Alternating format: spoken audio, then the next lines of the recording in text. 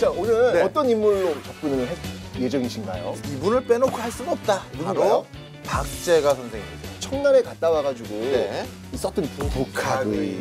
북학의에서 박재가 던진 그 고민의 지점이 하나 있어요. 뭡니까? 왜 우리는 이렇게 가난하지? 제가 기억하고 있는 바로는 가난함의 원인 중에 하나가 검소함이거든요. 아니, 사실 검소하면 좋은 거지. 사실 소비에 굉장히 처음 주목한 사람은 케이크입니다. 그러면 네. 박재가의 그 우물 거의 맥을 똑같이 합니다. 진짜 놀랍게도. 그런데 박재가는 경제학자라고 말하기에는 문제가 되는 것들이 약간 있긴 있었어요. 그래요? 어?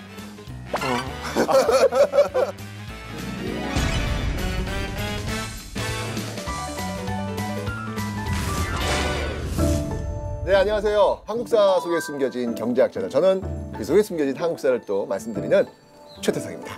안녕하세요. 박정호 연구원입니다. 안녕하세요. 잘 지내셨죠? 네. 근데 왜 이렇게 바쁘세요?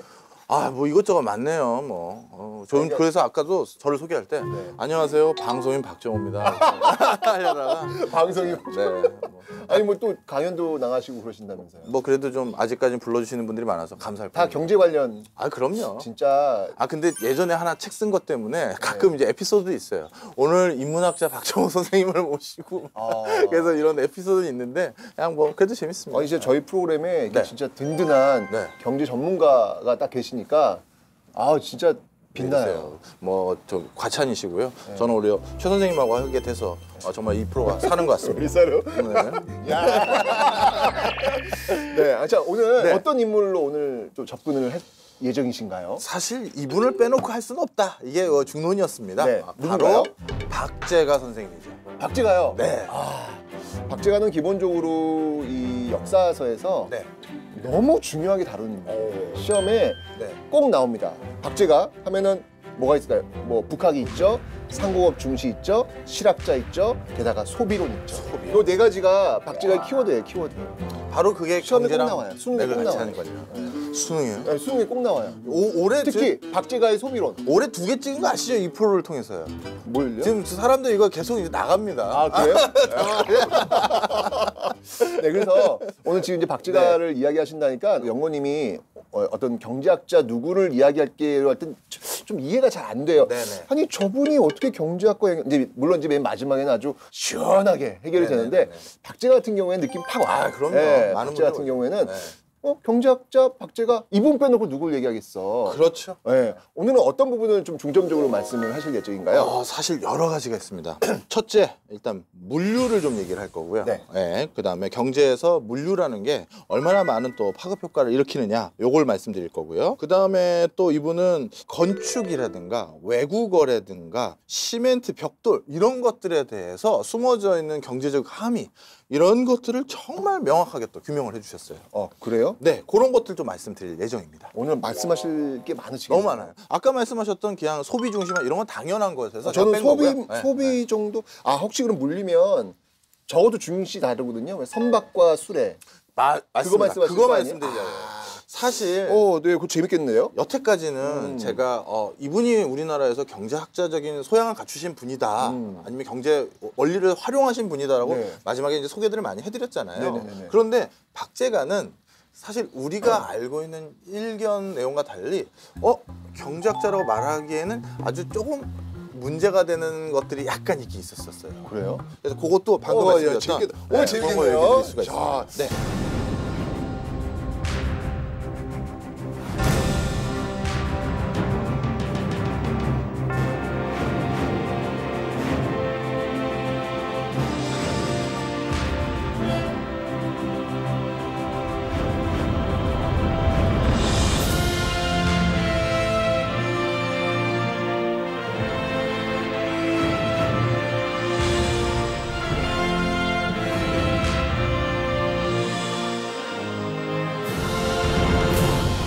박재가의 그 인간 삶 말씀부터 한번 출발을 좀 해봐야 될 것 같아요. 어떤 분인가요?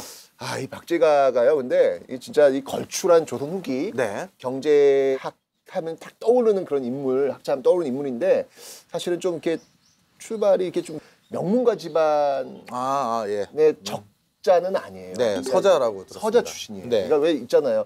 아버지를 부르지 못하고 형을 형이라 부르지. 홍길동. 예. 네. 그 서자 출신이에요. 네. 그러니까 기본적으로 조선시대 서자라고 하면 고위관직에 올라갈 수가 없어요. 그러니까 문과 응시가 안 돼요.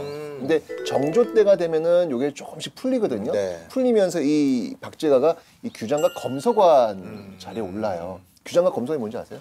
규장각에서 뭐 이거 글 쓰고 그런 거 아닌가요? 규장각이 이제 왕실 도성왕이잖아요. 네. 세종 때는 세종 때는 집현전? 집현전. 성종 때는 네, 홍문관. 홍문관. 네, 그리고 정조 때 규장각. 아, 그렇군요. 검서관이니까 이제 말 그대로 이제 책을 이렇게 검사하면서 규장각 여러 관리들을 좀 도와주면서 필사도 해주면서 네, 네. 이런 역할을 했던 그런 인물이거든요. 네. 근데 우리가 지금 이제 저번에도 한번 정약용을 알아봤잖아요. 네, 그렇죠.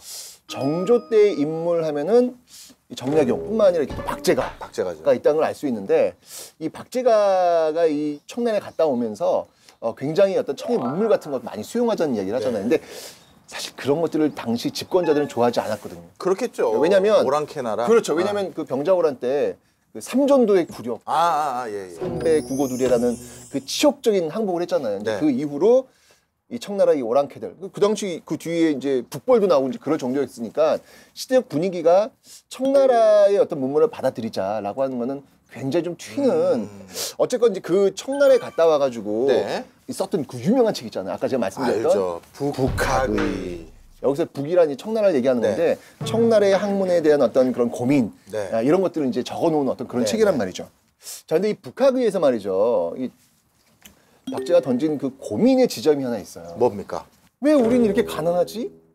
네. 라고 하는 어떤 그런 부분이 아, 있거든요. 그렇네요. 왜냐면 북학의가 딱 청나라 그거죠. 네. 청나라 그 당시 너무 잘 나갔거든요. 네. 너무 잘 나가서 야 이렇게 청나라가 잘 사는 비결은 뭐고 우리는 왜 이렇게 가난할까에 대한 그 지점이 북학에서 굉장히 중요한 화두거든요. 계속 나오죠. 사실 그러니까요. 북학의는 저희 경제 쪽에서도 북학의는 진짜 많은 관심의 대상이잖아요. 그렇죠. 그래서 진짜 북학의를 보면 내편하고 외편으로 나눠지는데 네. 그 내용들 거의 전반이 경제 얘기예요. 그러니까 참 대단하신 분 같아요. 정말 대단합니다. 근데 특히 그 중에서 이제 제가 기억하고 있는 바로는 그 가난함의 그 원인 중에 하나가 검소함이거든요. 검소함. 아니, 사실 검소하면 좋은 거지. 전략하고 검소하면 좋은 거지. 라고 우리는 일반적으로 생각을 하잖아요. 근데 그게 문제라고 비판했다는 거 이게 어떻게 경제 쪽하고 연결이 될 가능성 그 고리는 좀 있을 것 같거든요. 아, 많죠. 어떤 부분이 있을까요? 사실 소비에 굉장히 처음 주목한 사람은 아마 많은 분들이 경제학자 하면 이름을 꼭 떠올리는 분 중에 하나인 케인즈입니다. 케인즈 많이 네. 들어봤어요. 네. 사실 케인즈 이전의 그 경제학자들을요. 네. 케인즈가 워낙 이전과는 다른 경제학자적인 논리를 들고 왔기 때문에 그걸 구분하기 위해서 고전 경제학파라고 부릅니다. 고전 경제학파. 이 고전 경제학파의 가장 큰 토대 중에 하나가 소비를 중시하는 게 아니라 생산이 되면 소비는 저절로 일어난다라는 이론이 있어요. 그걸 세이의 법칙이라고 해요. 그렇죠. 예. 우리 저번에 정약용 이야기할 때 왜 생산성 향상 뭐 그런 얘기 했었잖아요. 뭐 그거랑 뭐 비슷할 수도 있는데요. 자, 이 세이 법칙은 뭐냐면 결국 누군가가 생산을 하면 네. 그 생산을 하는 과정에서 사람도 고용해야 되고 물건도 갖다 써야 되고 뭐 이런 걸 해야 되잖아요. 세이브 법칙이라고. 세이의 법칙. 세이. 예, 이게 이 사람이 원래 프랑스 사람이기 때문에 세이라고 발음하면 또 안 된다고도 아, 하더라고요. 그래요? 세이의 근데 법칙. 우리는 영어식으로 발음했을 때 세이의 법칙이라고 합니다. 예. 그래서 이 세이의 법칙은 뭐냐면 생산이 이루어지면 소비는 저절로 일어나니 걱정하지 말라는 거예요. 그 왜 그러냐? 그렇겠죠. 예. 그 이유를 아시다니 대단한데요? 아니 물건이 많이 만들어지고 잉여물 남는 게 있으면은 서로 교환하면서 소비하지 않을까요? 그거예요, 바로. 무슨 얘기냐? 생산의 과정에서 예. 물건을 하나 만들 때 누군가를 고용하게 되고요. 그다음에 무슨 원자재를 가져오게 되고 또 돈을 빌려다 쓰게 되잖아요. 그렇겠죠. 그 과정에서 아까 자기의 인력을 제공한 사람은 임금을 받게 되고 그렇겠죠. 네. 돈을 빌려준 사람에겐 이자를 받게 되고 네. 그 생산이 이루어지는 과정에서 누군가의 소득이 생긴다는 거예요. 그렇죠. 그럼 소득이 생긴 사람은 그 소득을 가지고 당연히 뭘 한다? 소비를 하게 되죠. 그래서 생산이 이루어지면 누군가의 소득은 저절로 생기고 그 소득 얻은 사람이 네. 소비를 하게 될 것이기 때문에 소비는 신경 쓸 필요가 없다라는 게 고전 경제학파들의 학자들의 의견들이었어요. 저는 거기에 이해가 됐어요. 근데 하나 특이한 일이 생겼어요. 뭐냐면 바로 우리 대공황이라고 부르는 1929년 네, 대공황이요. 맞습니다. 그때가 어떤 상황이냐면요. 가장 생산성은 비약적으로 발전하고 있었던 시점이에요. 그러네. 왜냐하면 우리가 이제 자동차의 왕 누구 말합니까? 포드. 포드나 이런 사람들이 생산성 향상을 보였던 어떤 여러 가지 모습들을 보였고요. 그 20세기 최고 부자들이 창궐했던 그 시점이 바로 그 시점이에요. 지금 무슨 얘기냐? 쉽게 얘기하면 생산에 아무 문제가 없었어요. 그렇죠. 그 당시엔 그랬죠. 생산이 오히려 더 잘 됐으면 잘 됐지. 네. 그런데 이상한 일이 생긴 거예요. 생산이 이렇게 잘 되면 소비도 잘 일어나고 해서 소비는 문제가 없다고 경제학자들이 얘기를 했는데 소비가 안 일어나서 대공황이 큰 불황이 생겼다는 거잖아요. 그러네요. 수요와 공급법칙 깨진 거잖아요. 네, 그게. 그렇죠. 그래서 이게 어떻게 일어난 거냐. 도대체 생산만 되면 다 된다더니 그러네. 이거에 대해서 설명을 명쾌하게 해준 사람도 없고 설명을 못한다는 건 당연히 해법도 제시한 사람이 없었었던 거죠. 고정경제학으로는 이게 사실 이해가 안 되는 그렇죠. 상황이네요. 그 사람들도 자기네들 주장이 다 깨져버리니까 그러네. 막막한 거죠. 거의 멘붕이었겠네요. 네. 그런 상황에서 케인즈가 등장하는 겁니다. 아 그때 이제 네. 케인즈가 짜잔하고 짜잔하고 등장하는군요. 이제 등장하죠. 그래서 뭐라고 주냐? 제목도 아주 도발적이에요. 도발적. 그 제네럴 시얼이라고 해서 일반 이론이라는 이름으로 뭐 그 뒤에 좀 길게 붙어 있는 게 있는데 제가 도발적이진 않은데? 기억이 안 나고 이게 왜 도발적이냐면요.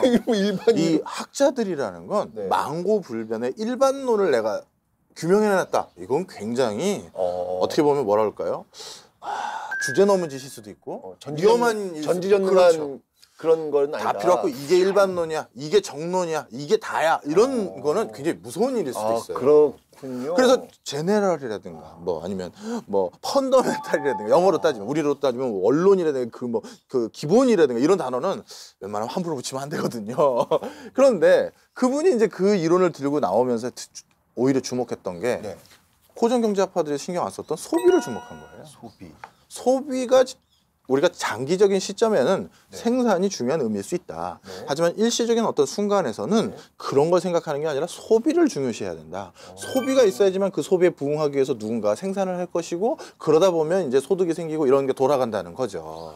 그러면 지금 이 불황에서 소비가 일어나야 이 불황을 극복하는데 네. 소비를 할 수 있는 주체가 이제 누가 남아있을까? 불황이라는 건 다 돈이 없잖아요. 소비를 할 만한. 네. 아니면 소비하기에 두려워하고 그때 나서야 될 게 정부다라고 생각을 해요. 예를 들어서 어떤 정부가 다리도 놔야 되고 도로도 닦아야 되고 건물도 지어야 되는데 그렇죠. 지금이 약간 불황이다. 그러면 그런 공사 발주를 조금 앞당겨서 먼저 해라.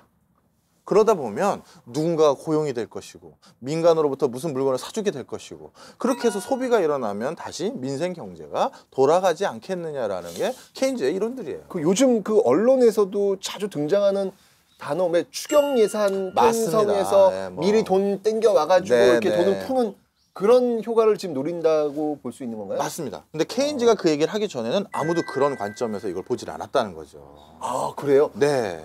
우린 너무 이렇게 지금이야 당연한 거고 건데? 야 경기가 이렇게 안 좋은데 정부 뭐 하는 거야? 이게 지금 당연한 얘기잖아요. 네. 근데 케인즈가 그런 관점을 제시하기 전까지 소비를 주목하고 정부의 기능이나 이런 걸 주목하기 전까지는 아무도 이 생각을 하지는 못했다. 이렇게 보시면 되죠. 아 그래요? 네. 그러면 네. 박제가의 그 우물도 거기서 나오는 건가요? 거의 맥을 똑같이 합니다. 진짜 놀랍게도. 박재가 선생이 그런 소리를 해요. 농사가 번성하고 그걸 통해서 누군가의 소득이 생기고 네. 그래서 소비가 일어나고 네. 그렇게 해서 소비가 일어났을 때 뭐 그 뒤에 일어날 거라고 예측했던 그 북학에서 얘기했던 여러 내용들이 네. 사실 그 맥을 똑같이 해요. 네. 그래서 좀 박재관 선생님은 케인즈랑 유사한 생각을 하신 부분이 꽤 많다 이렇게 보실 수 있습니다.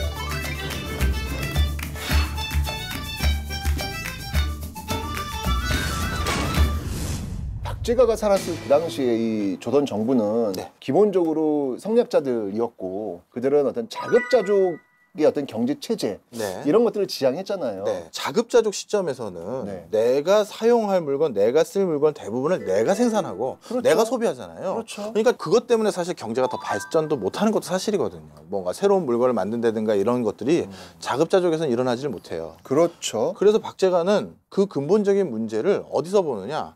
바로 물류에서 봐요. 물류. 네. 박제가의 그 뒤에 생각의 트임, 이거는 바로 청나라를 다녀오면서부터입니다.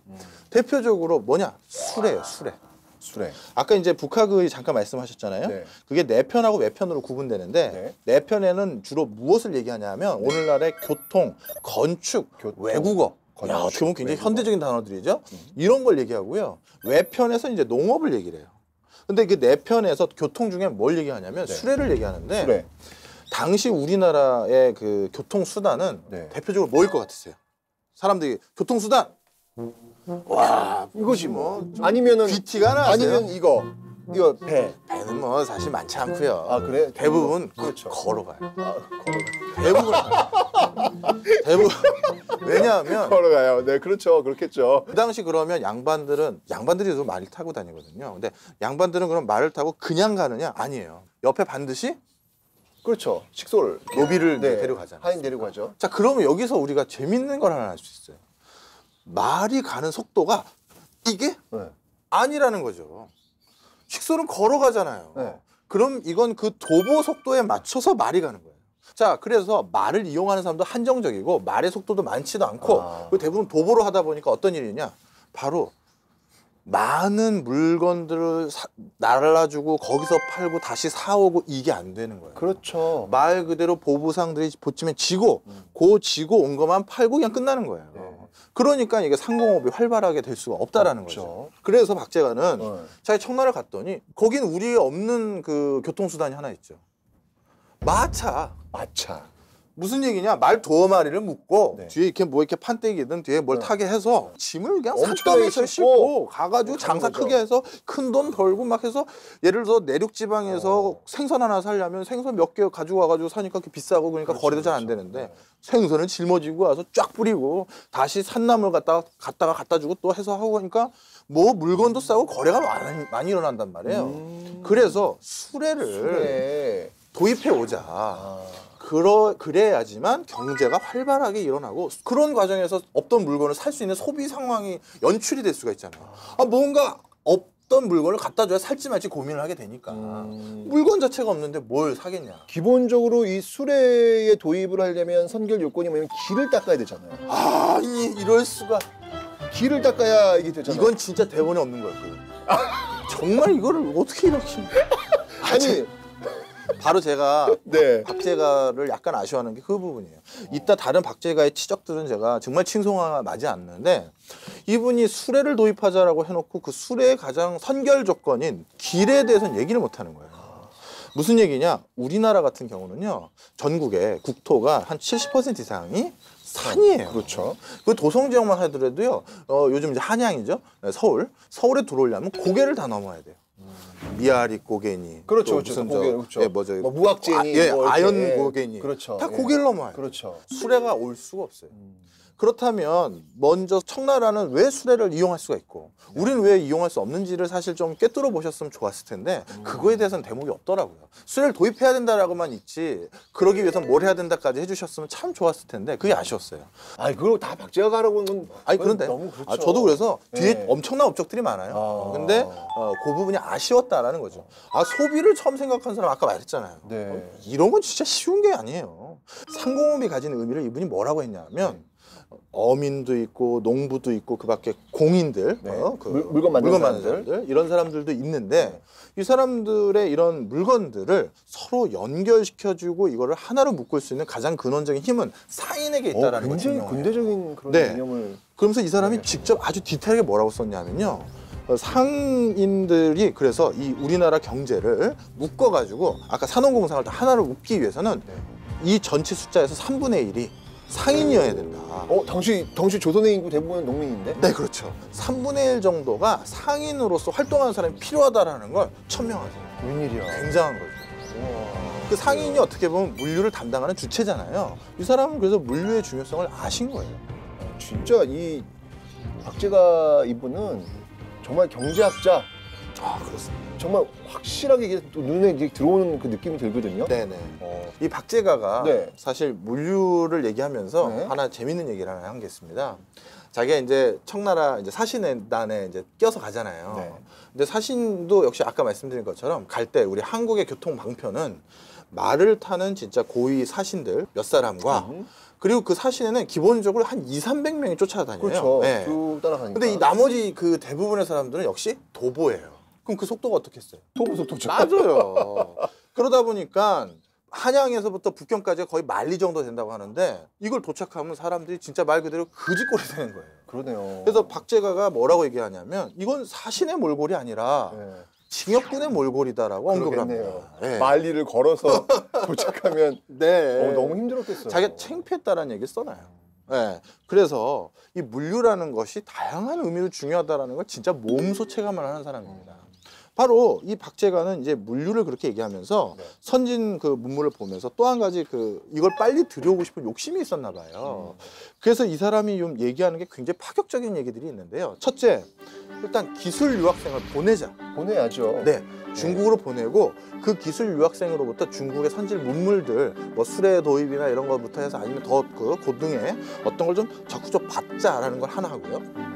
그다음 또 한 가지. 그 모습이 네. 개항 이후에는 진짜 실현이 돼요. 그렇군요. 중국의 유학생들을 보내서 갔다 와서 만든 그게 이제 기기창이라는 거예요. 그게 기기창이군요. 네네네. 아. 지금 말씀하신 거. 박제가의 네. 어떤 그 이야기들이 이제 실현이 되는 거예요. 이어지는군요.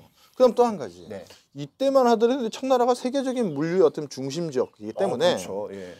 그 난파돼서 조선으로 떠내려온 사람들이 꽤 많아요. 네.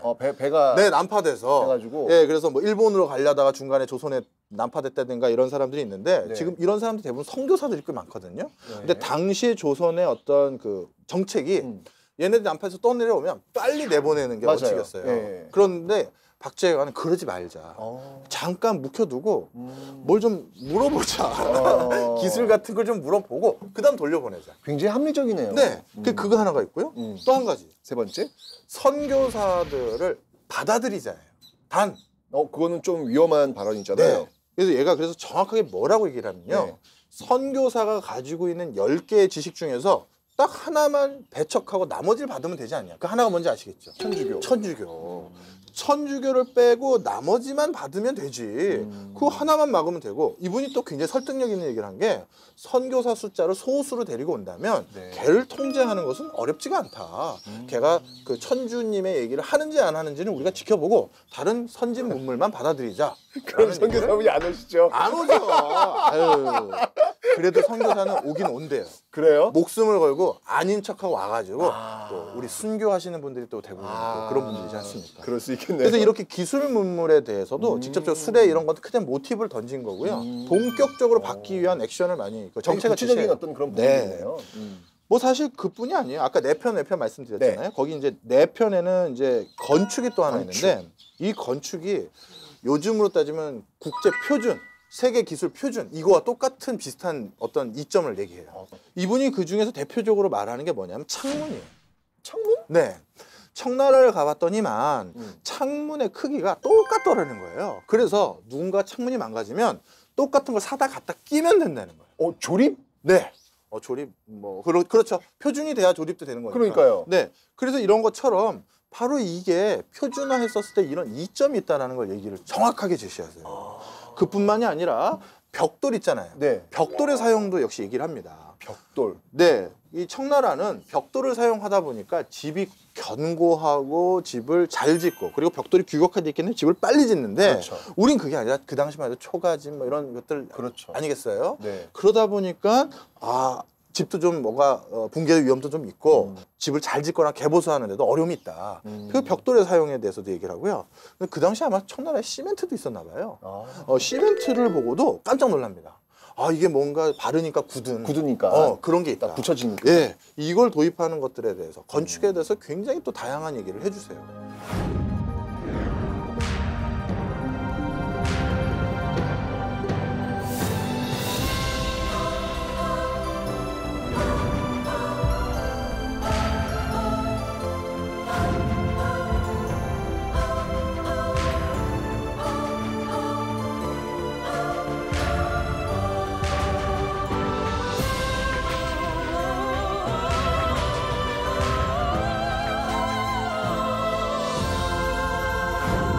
이 지금 우리 지금 박제가의 어떤 여러 주장들을 지금 살펴보고 있는데 중요한 얘기를 많이 했네요. 네, 이 박제가가 일단 지금 청과 이 조선과의 어떤 관계, 경제 관계 이런 것들을 좀 한번 연결했는데 지금도 역시 마찬가지로 그렇죠. 중국하고 우리하고 뭐 여전히 긴밀한 그런 관계가 있는데 어떻게 바라봐야 될까요? 사실 중국 하면 이제 더 이상 우리나라랑 뗄래야 뗄 수 없는 국가가 됐죠. 우리에게 커다란 위기 요인이고 진짜 위기 요인? 네, 이렇게 보시면 돼요.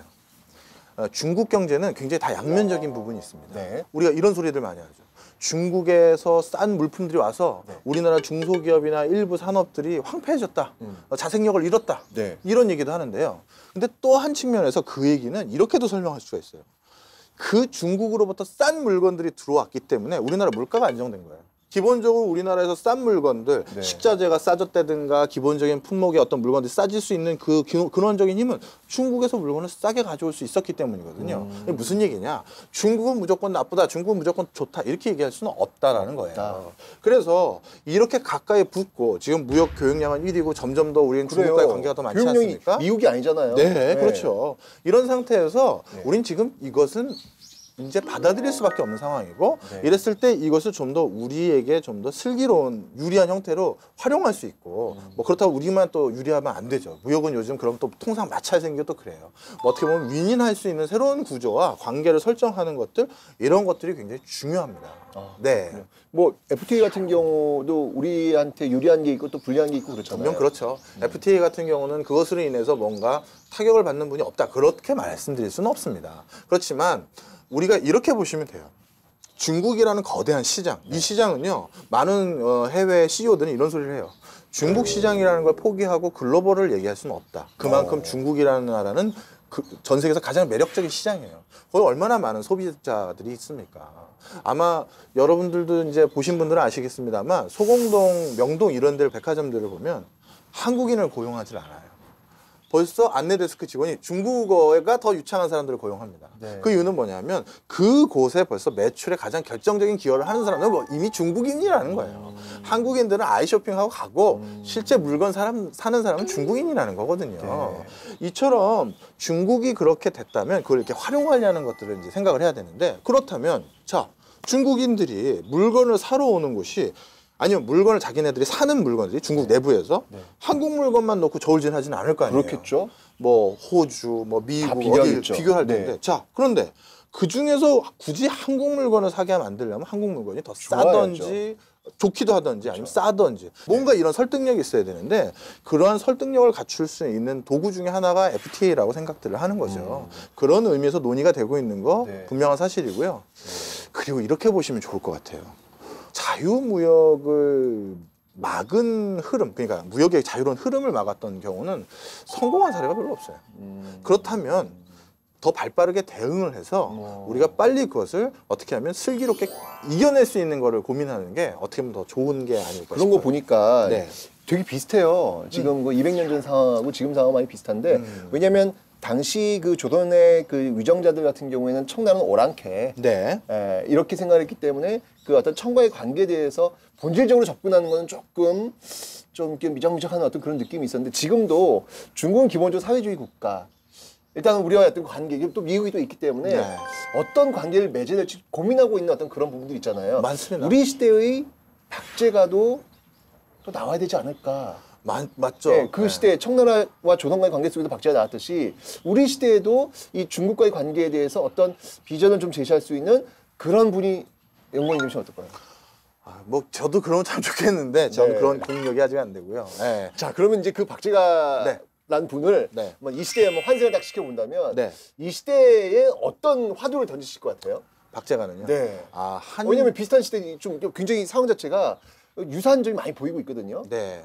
한중 경제 관계에 대한 네. 새로운 어떤 대안이나 지향점 이런 것들을 좀 제시해 주지 않을까 제2의 싶어요. 북학의 뭐 그럴 수 있죠. 네. 이제는 이제 우리가 이제 중국에게 일방적으로 배울 수 있는 상황은 아니고 우리가 또 줄 게 많지 않습니까? 그렇죠, 그렇죠. 예. 그렇기 때문에 어떻게 보면 북학이라기보다는 북남의라고 해야 되나요? 서로 주고받을 수 있는 어떤 새로운 어떤 대안을 제시해주는 그런 경제 이론들 아니면 경제관 뭐 이런 것들 좀 많이 얘기해 주시지 않을까 싶어요. 제2의 박제가로 남으시는 것 같아요. 그러고 싶다니까요. 근데 공력이 부족하다고요. 네. 아까 제가 그 벽돌하고 시멘트 이런 거 얘기했잖아요. 네네네. 제 소견으로는 네. 우리가 이제 새로운 헤게모니를 잡을 수가 있는 게 있습니다. 뭐냐? 지금 이제 각국에서 여러 그 회사들이 네. 새로운 기술을 만들어내잖아요. 네. 근데 그 기술의 형태가 달라요. 예를 들어서 유럽에 있는 뭐 필립스나 이런 데들은 동영상을 예를 들어서 동영상을 저장하는 방식을 이걸로 하자. 네. 근데 한국이나 일본이나 이쪽은 아니다, 이걸로 다른 하자. 방식으로. 미국 이걸로 하자 했을 때 예를 들어 이게 호환이 돼야지만 시너지가 그렇죠. 있잖아요. 당연하죠. 근데 이게 세계 표준을 무엇으로 할 것이냐라고 했었을 때 당연히 그 중요한 판단 기준 중에 하나는 그 기술이 가지고 있는 우위도 있지만 얼마나 많은 사람이 지금 이미 쓰고 있느냐. 대세로 이제 돌이킬 수 없는 상황이냐. 이것도 또 중요하잖아요. 그런데 중국과 한국, 전 세계에서 일본, 동아시아, 네, 동북아시아, 전북아시아. 전 세계에서 가장 많은 소비 집단이 있고요. 가장 좋은 기술자들이 있는 곳 중에 하나예요. 그래서 사실 우리가 뭔가 의기투합을 해서 좀 더 글로벌하게 생각하면 의기투합을 해서 전 세계적으로 다른 세일즈를 할 때도 새 나라가 뭔가 할 것들도 많아요. 제2의 박제가 탄생했어요. 그렇군요. 좀 굉장히 좀 이렇게 네, 깨는 그런 말씀을 해주신 것 같아요. 네, 네. 알겠습니다. 오늘 참 이 박제가를 통해 가지고 당시 그 조선과 청의 어떤 그런 관계 속에서 우리가 어떤 경제적인 어떤 모습을 가야 되는지 네. 또 살펴봤고 네. 또 현재 과연 이제 중국과의 어떤 우리 관계를 또 어떻게 풀어야 될지 이런 것도 한번 살펴봤는데요. 네. 다음 시간도 또 제가 너무 많은 기대를 하고 오겠습니다. 저도 기대가 됩니다. 기대해 주십시오. 자, 오늘 고생 많이 하셨고요. 다음에 또 뵙겠습니다. 네, 감사합니다. 네, 감사합니다.